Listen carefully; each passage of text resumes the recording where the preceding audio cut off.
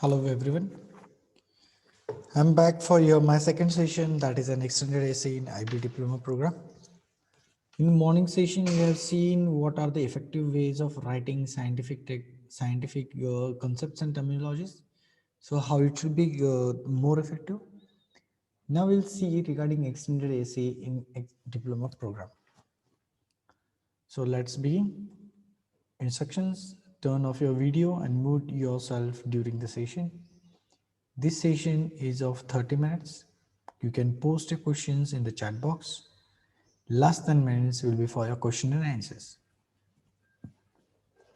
Self-introduction. Myself, Mahesh Wagh, currently working with Okhar Global School as a chemistry and a science facilitator for MIP and DP program. My role in the school is as a DP lead. I'm teaching chemistry and sciences for the college level and even for the school level students from last 13 years, and I've almost taught all the boards like state board, CBSE, IGC, CI and IB. My education qualifications are: I've completed my MSc in organic chemistry, MBA in HR, criminology in LLB in criminology, diploma in school management. Recently, I've completed my BA, and I'm pursuing PhD in chemistry. I've also qualified the national eligibility exams such as NET, SET, and PET. So let's move to the point. We'll start with what is an extended essay. Okay, so what do we understand by an extended essay, or what is an extended essay, from where the extended essay came? So if you are in a diploma program has a core, and core consists of three main things in it. That is theory of knowledge, CAS, that is creativity, activity and service, and the extended essay. So these from here, here is the origin of the extended essay. These three elements of the core complement each other. They are reliable on each other, working together to achieve the following common aims: to support and to be supported by the academic disciplines, to foster international mindedness, to develop self-awareness and a sense of identity. It is the extended essay is a required component of international baccalaureate to complete your diploma program. This project is an independent, self-directed speech of result, and you need to write around 4,000 words essay on paper. So what is the significance of this essay? What happens when you write this essay? Practical preparation for undergraduate research. Your research work which you do in the graduate and the post-graduation, this type of work is already done in your college level, that in your school level, 11, 12. An opportunity to investigate a topic of a personal interest. So students can come forward with a personal interest topic from any of the subject group they have selected, or from the world studies. That will be an interdisciplinary. It means he can write an essay between two subjects. So what happens, which skills the student develop by doing an extended essay? Formulating an appropriate research question. The research question is created by them. Just give me a minute.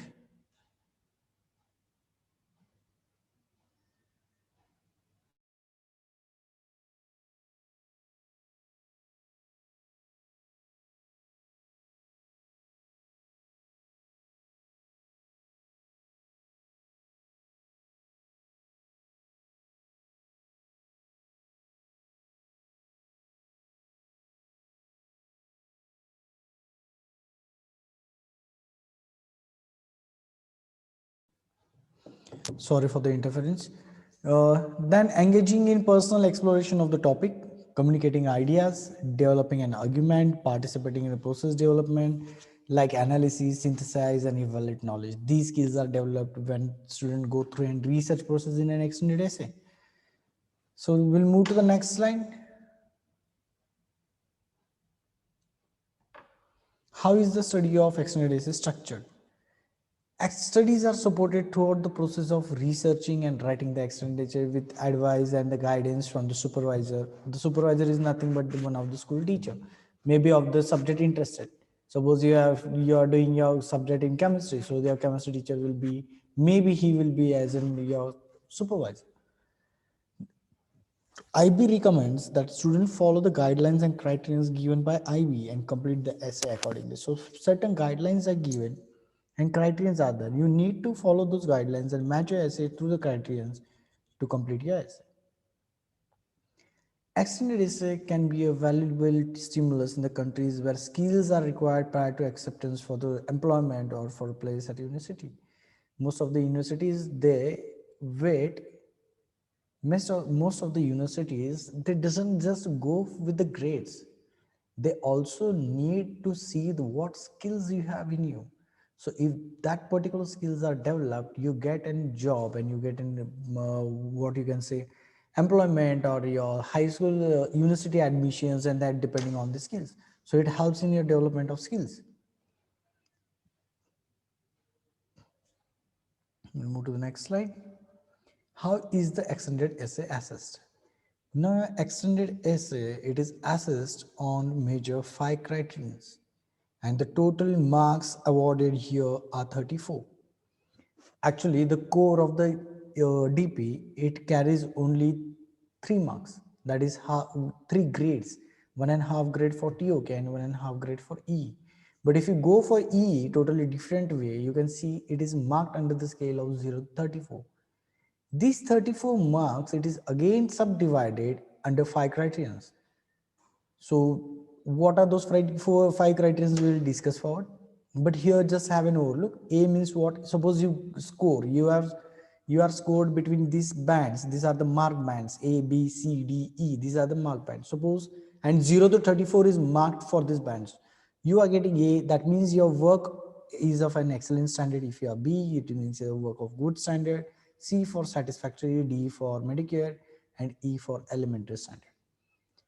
And you should not score E in your diploma to get a diploma certificate. Let's move to next. Students are evaluated depending on the 5 criteria. So these are the 5. Don't get confused between the 5 mark bands and 5 criteria. These are totally different. Those are the mark bands and these are the criteria. So here the criterion, it is your focus and method. So how you are focused and which method you are going to use here regarding to your criterion. Criterion B is your knowledge and understanding. The topic which you have chosen, the subject which you have chosen, your knowledge and understanding of this is done in the criterion B. Criterion C is regarding the critical thinking skills. Criterion D is your presentation of the data you have collected, whatever you have gathered, worked on it, the presentation, it comes under your criterion D. And criterion E is regarding your engagement, how you are engaged, whether you are personally engaged or you are taking someone else, in which way and how deep. Again, all these criterions have their grade descriptors and requirements already given in your extended essay guide, or you can say handbook. So you need to refer it. It is available on IB site also. So whenever a supervisor marks your essay in order to arrive a predicted grade, the grading will be based on the qualitative grade descriptors for the E, not a translation of a number score into a letter grade. So these all banding, it is translated in the form of the quality grades, which is already described by IB. It is there in the descriptors of IB. So accordingly, it is converted, or you can say it is what you can see, it is translation is done. It is not just a conversion of a number. Move to the next slide. So what does an E, what we need to do in E? In E, there are 2 types of work. One is your brain work and one is your written work. So what is a brain work? So brain work, it requires your thought, interpretation, analysis, and reasoned argument. You must have a knowledge of your topic. You need to do lot many of research work and understand things and argue yourself and do your analysis and interpretation, thoughts, presentation, everything is done. So this work requires your use of brain, and so it is called as brain work. While the second work, it is called as a written work. You can also call this as a donkey work. Yeah, in most of the terms it is called as a donkey work, but it is a written work. Written work is like type of logistic. You make sure your essay is formatted correctly, then represented in a proper way, the font style, font size, page setup, how the pages are arranged, and everything, it comes under your written work. But this written work is also of great importance because IB also grade this written work heavily. So we'll move to the next slide. Reflection in the extended essay. Why the reflection is necessary in the extended essay. The extended essay, when you are reflecting, process of reflection, characterized by reflecting of conceptual understanding, your decision making engagement with data, your research process, time management, methodology, success and challenges, and the appropriateness of the sources. All these things can be reflected through your work on extended essay. So you need to do an reflection time on time. So if extended essay, reflection in extended essay focuses on what? Student's progress, his planning, his research, his writing, in which way he is heading towards the extended essay. That's why reflection in the extended essay is very, very important. You may reflect it in your own way, or you can ask your supervisor or your any other guide to reflect on your extended essay. So the skills which are demonstrated through an extended essay, these skills may include the critical thinking skill, decision making skill. Then it comes to your general research skill, planning, references and citations, specific research methodology, time management.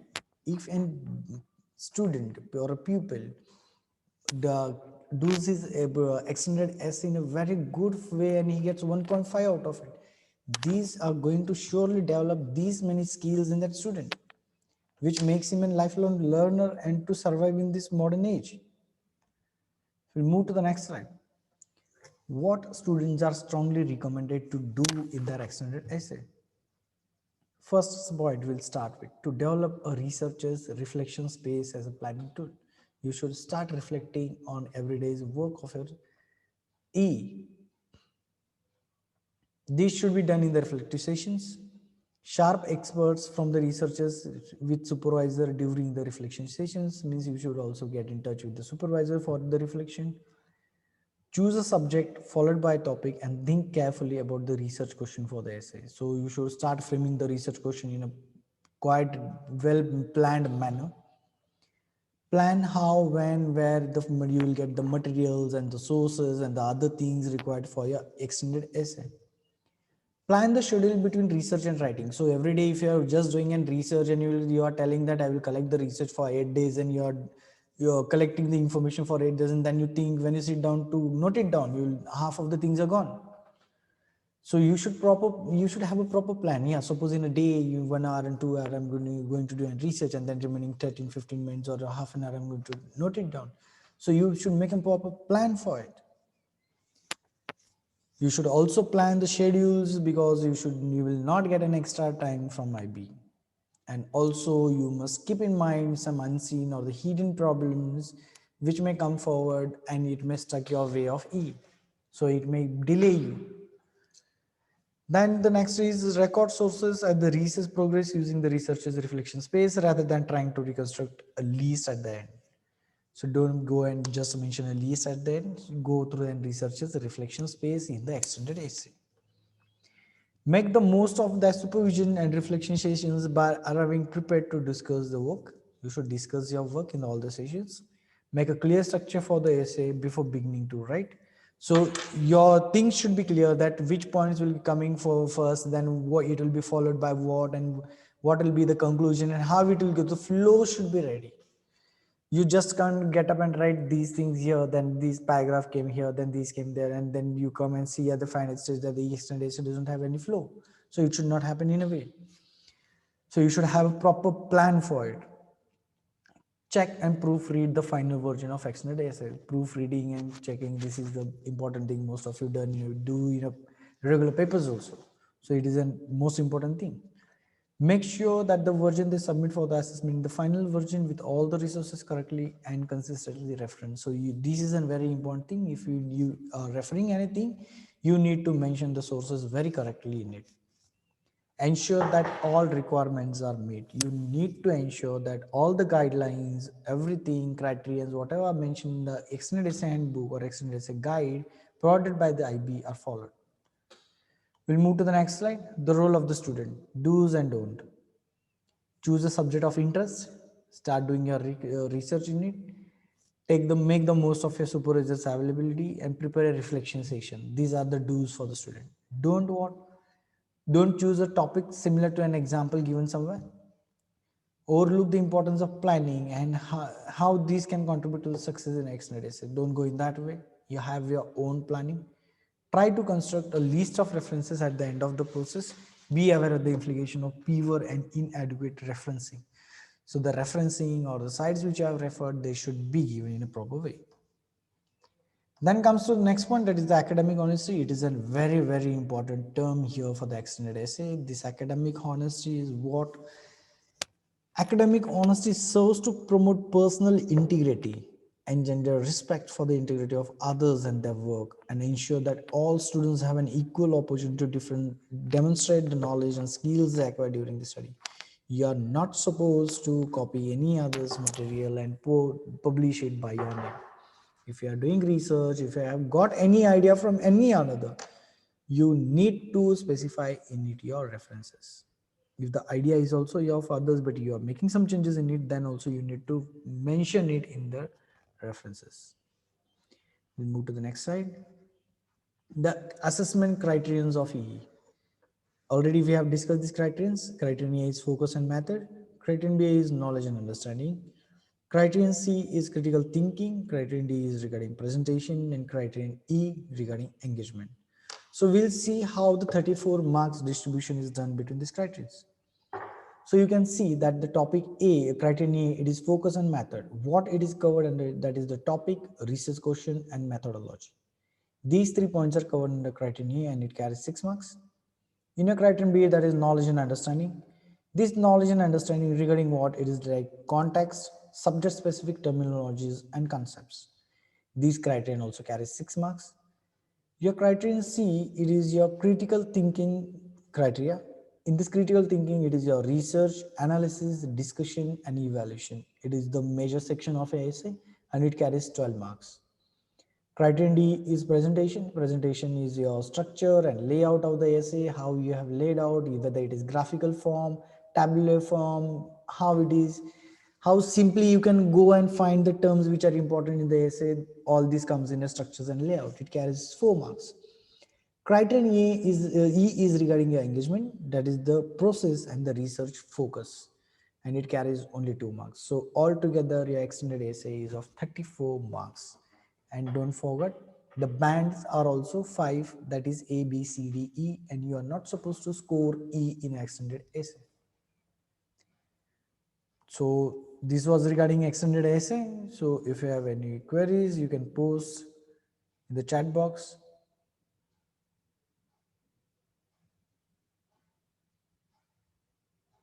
Thank you.